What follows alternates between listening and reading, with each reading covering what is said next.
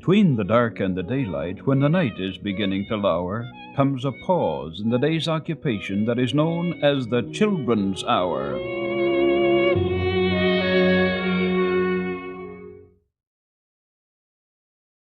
From the pleasantly situated old town of Mayenfeld, a footpath leads up through shady green meadows to the foot of the mountains, which, as they gaze down on the valley, present a solemn and majestic picture. Anyone who follows it will soon catch the keen fragrance of grassy pasture lands. For the footpath goes straight and steep to the Alps.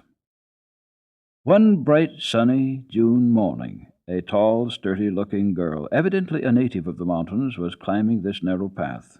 She led by the hand a little maiden, whose cheeks glowed as if a ruddy flame were under her dark-brown skin. And what wonder!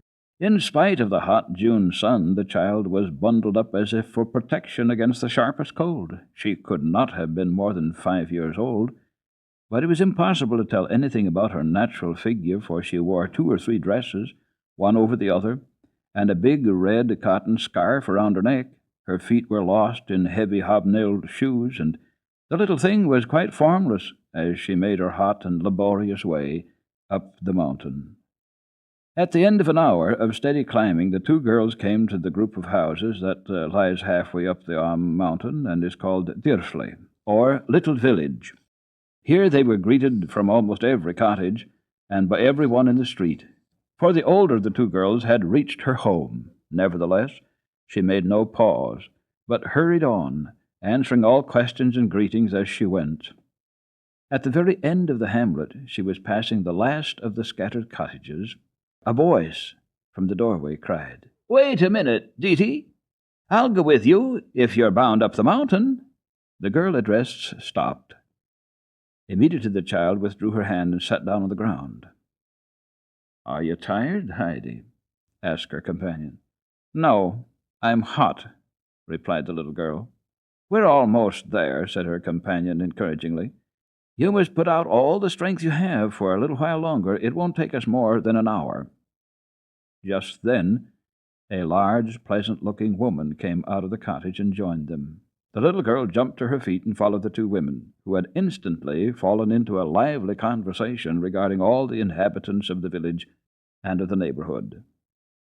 "But really, Diti, where are you taking the child?" asked the newcomer.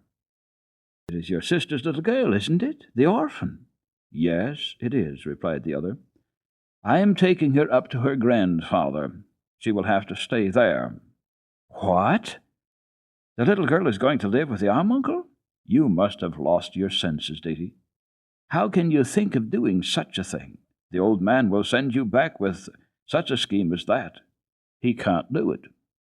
He's her grandfather, and it is time for him to look out for her. I've had her till now, and I must tell you, Barbel, I could not think of letting her hinder me from taking such a place as I have just offered to me. Her grandfather must do his part now." "That's very well, if he were like other men," urged Barbel with some indignation. "But you know what he is. What will he do with the child, especially with such a young one? He won't hear of such a thing. But where are you going?" "To Frankfurt," said Diti. "I've an extra good place there. The family was down at the baths last summer. I had charge of their rooms, and they wanted then to take me back with them. I couldn't manage it, but they were here again this year, and still want me to go with them, and I'm going. You may be sure of that." "I'm glad I'm not in the child's place," said Barbel with a shrug of the shoulders. "Nobody knows what ails the old man up there. He will have nothing to do with the living soul. From one end of the year to the other, he never sets a foot inside the church door, and if once in 12 months he comes down with his thick staff, everyone keeps out of his way and is afraid of him. With his heavy grey eyebrows and the tremendous beard, he looks like a heathen and a savage, and people are glad enough not to meet him alone." "Nevertheless," said Diti stubbornly, "he is her grandfather, and it's his business to look after the child. He won't do her any harm. If he does, He will have to answer for it, not I." "I should like to know," said Barbel inquisitively, "I should really like to know what the old man has on his conscience that makes him look so fierce and live all alone up there on the arm and keep almost hidden from sight. People tell all sorts of stories about him. Of course, you must know something about it, Dee. Your sister must have told you, hasn't she?" "Of course she has. But I hold my tongue. If he should hear of it, I should suffer." But Barbel had long desired to know the real cause of the uncle's strange behavior, and why it was that he looked so gloomy and lived by himself on the mountain, and why people always spoke of him in a low voice, as if they were afraid to be against him, and yet would not say anything in his favor. Barbel also was ignorant of the reason that all the people in the village called him the uncle, for of course he could not be the actual uncle of all the inhabitants. But as everyone called him so, she came and did the same, and never spoke of the old man as anything else but Ohi, which, in the speech of that region, means uncle. Barbel had only recently married into the village. Before that, her home had been down the valley in Prettigau. But she was not familiar with all the happenings and all the curious characters of the village and the surrounding region through a long series of years. Her good friend Didi, on the other hand, was a native of the village and had lived there till within a year. Then her mother had died, and she had gone down to Ragaz, where the baths were, and had found a fine position as chambermaid in a great hotel. She had come from Ragaz that very morning with a little girl, having had the chance to ride as far as Mayenfeld on a hay wagon which an acquaintance of her was driving home. Barbel thought that this was a good chance to find out something, and she was bound not to let it slip. She seized Didi's arm familiarly and said, "But one can learn the real truth from you instead of the gossip which is talked. I'm sure you know the whole story, Didi. Come now, just tell me, what is the matter with the old man? Has he always been so feared? Has he always been such a hermit?" "I can't tell whether he has always been so or not. I'm 26 now, and he certainly is 70, and of course I never saw him when he was young. You might know that. If I were certain that he would never again be seen in all Prettigau, I might tell you all sorts of things about him. My mother was from Domelsch, and so was he." "There now, Didi." "What do you mean?" exclaimed Barbel, a little offended. "You need not be so severe on our gossip in Prettigau, and besides, I can keep a secret or two if need be. Now tell me. You shan't regret it." "Well, then, I will. But mind you, hold your tongue." And Didi said this warningly. Before she began, she glanced around to see if the little girl were so close at their heels as to hear every word that was said. The child was not to be seen at all. She must have ceased following them some distance back, but in their lively conversation they had not noticed it. Didi stood still and gazed around, all around. There were several turns in the footpath. Nevertheless, they could see almost all the way down to the village.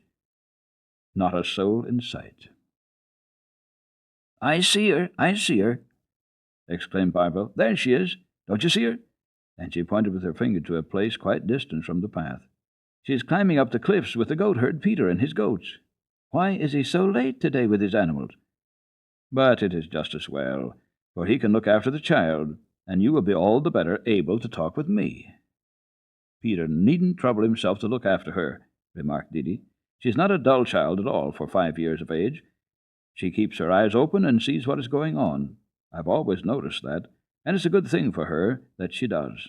The old man has nothing to leave her but his 2 goats and his mountain hut." "And did he once have more?" asked Barbel. "He? Well, I should say that he did once have more," said Didi warmly. "He used to have the finest farm in Domelsch. He was the oldest son and had only one brother, who was quiet and well-behaved. But the elder would do nothing but play the fine gentleman and travel about the country, mixing with bad people that nobody knew about. He drank and gambled away the whole property, and so it happened that his father and mother died, one first and then the other, from sheer grief, and his brother, who was also reduced to beggary, went away out of humiliation. Nobody knew where, and the uncle himself, as he had nothing left but a bad name, also disappeared. At first no one knew whither. Then it was reported that he had gone with the soldiers to Naples, and after that nothing more was heard of him for 12 or 15 years. Then he suddenly appeared again at Domolch with a half-grown boy and tried to find a home for him among his relatives. But every door was closed to him, and no one wanted to know anything more about him. This made him very bitter. He said he would never set foot in Domolch again, and he came here to Derfly and lived with the boy. His wife was probably a Grayson woman whom he had come across down below and lost soon after their marriage. He must have had some money still, for he let the boy Tobias learn the carpenter's trade, and he was a steady fellow and well thought of by all the people in Derfly. But nobody had confidence in the old man, and it was said that he had deserted from Naples, that he'd gotten into trouble, that he'd killed somebody, not in a war, of course, but in some quarrel. But we recognize the relationship, for my mother's grandmother was his grandmother's first cousin, so we call him Uncle. And as we're related to almost all the people at Derfly, on father's side, they all call him Uncle, and since he went up on the Am, he has been known as the Am Uncle. Now, what became of Tobias? Asked Barbara eagerly.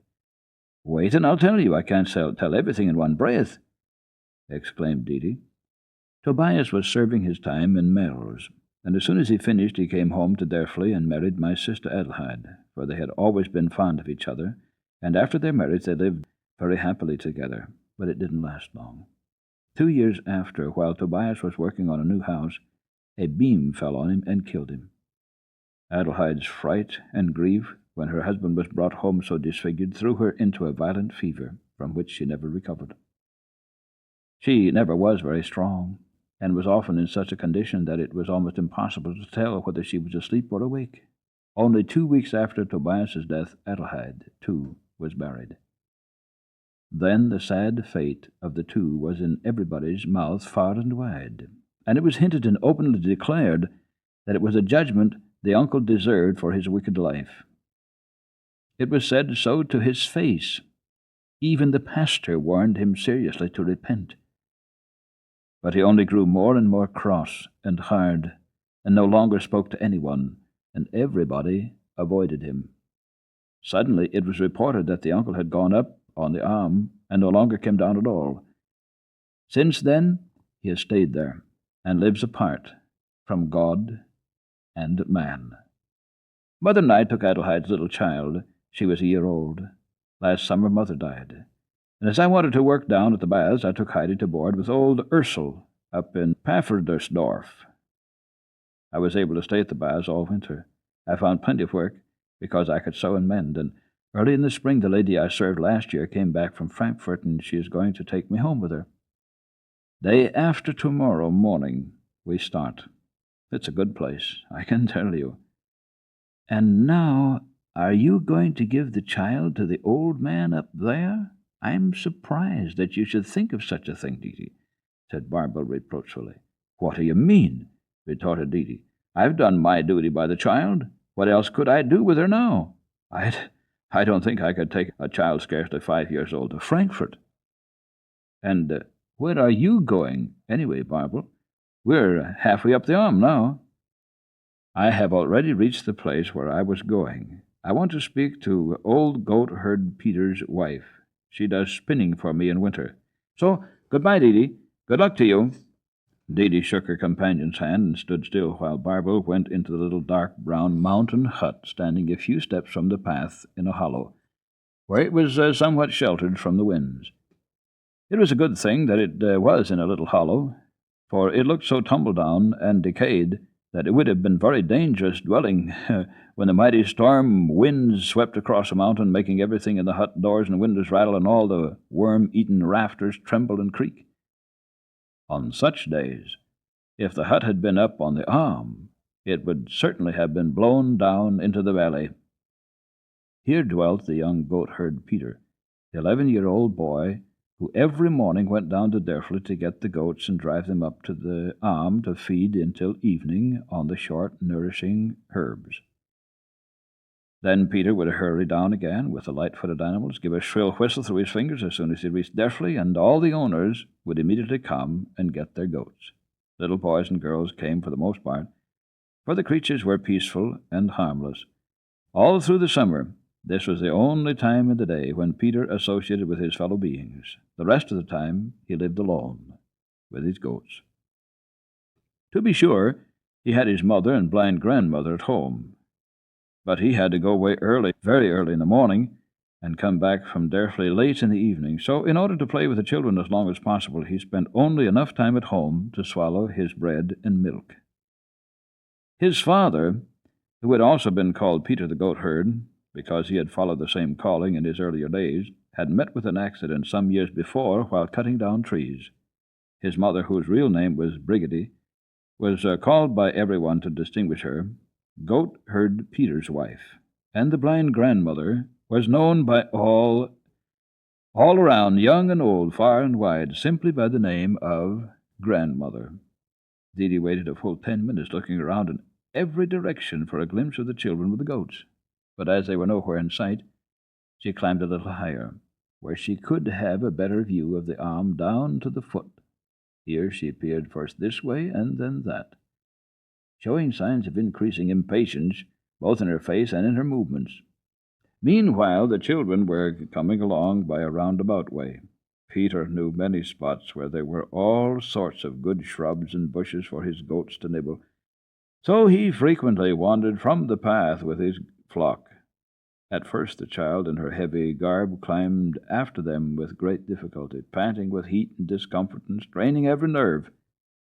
She said not a word, but gazed after Peter, who jumped about without any difficulty in his bare feet and light trousers, then at the goats with their small, slender legs climbing still more easily over bushes and stones and steep rocks.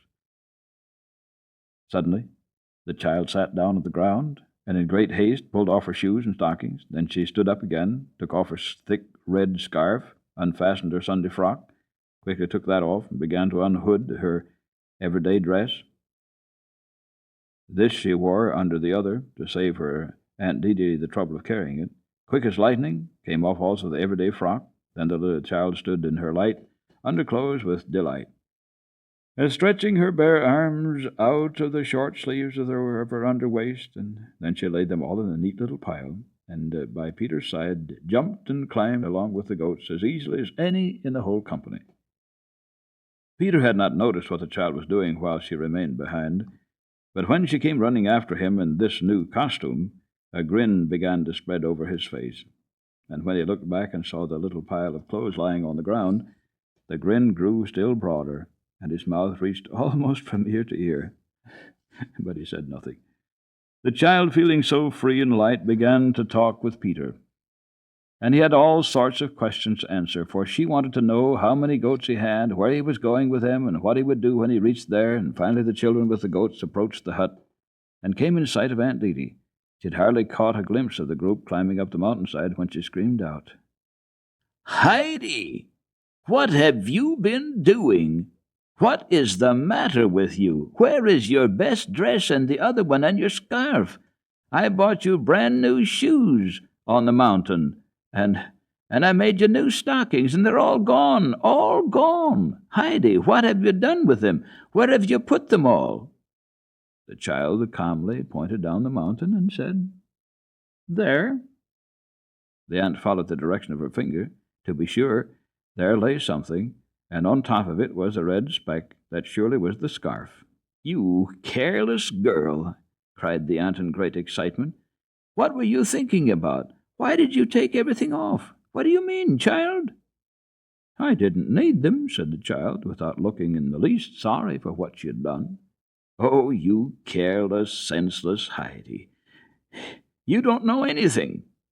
The aunt went on lamenting and scolding. "It will take a half an hour for anyone to go down there again. Come, Peter, run back for me and get the things quickly. Come, be quick, and don't stand there staring at me as if you were nailed to the ground." "I'm late already. said Peter slowly, and with both hands in his pockets stood still just where he was when he heard the aunt's angry reproaches. "If you stand there staring like that, you will not get far, I'm thinking," called out Aunt Didi. "Come here. You must have something nice. Do you see this?" She held up a new penny, which glistened before his eyes. Suddenly he started, and with tremendous leaps went the shortest way down the arm, and soon reached the little pile of clothes. He picked them up and brought them back so quickly that the aunt could not help praising him and give him the money without delay. Peter put it deep down in his pocket, and his face lighted up with a broad grin, for such a treasure did not very often fall to his share. "You may carry the things on up to the uncle's, as long as you're going that way," continued Aunt Didi, while she set about climbing the steep cliff which rose high behind Peter's hut. The boy willingly undertook the task, and followed the others with his bundle in his left hand, swinging his stick in his right. Heidi and the goat skipped and jumped along merrily by his side. Thus, in about 3/4 of an hour, the procession reached the height where, on a projecting cliff, stood the old uncle's hut, exposed to every wind, but also open to every ray of sunlight, and with a wide view of the valley below. Behind the hut stood 3 ancient fir trees with long, thick, untrimmed branches. Farther back, the mountain with its old gray rocks rose higher still, now displaying lovely, fertile pastures, now a tangle of great stones and bushes, and finally, above all, bare, steep cliffs. The uncle had made himself a seat outside the hut on the side that overlooked the valley. Here he sat, with his pipe in his mouth, his hands resting on his knees, calmly watching the children, Aunt Didi, and the goats as they came climbing up the mountain. Aunt Didi had been gradually left behind, and Heidi was the first to reach the hut. She went straight to the old man, held out her hand to him, and said, "How do you do, grandfather?" "Well, well, what does this mean?" asked the old man, roughly, barely touching the child's hand and giving her a long, searching look from under his bushy eyebrows. Heidi gazed back at him in return without once winking her eyes, for she had never seen anyone like her grandfather, with his long beard and heavy gray eyebrows, meeting in the middle of his forehead like a thicket. In the meanwhile, Aunt Didi arrived with Peter, who stood still for a while, looking on to see what would happen. "I wish you a good morning, Uncle," said Didi, stepping up to him. "I have brought Tobias and Adelheide's child to you. You will hardly know her, for you haven't seen her since she was a year old." "Well, what can the child do here with me?" asked the old man curtly. "And you there," he called out to Peter. "You can go along with your goats. You're none too early. Take mine, too." And Peter obeyed without delay and disappeared, for the uncle had made it plain that he was not wanted. "She must stay with you, Uncle," said Didi in reply to his question.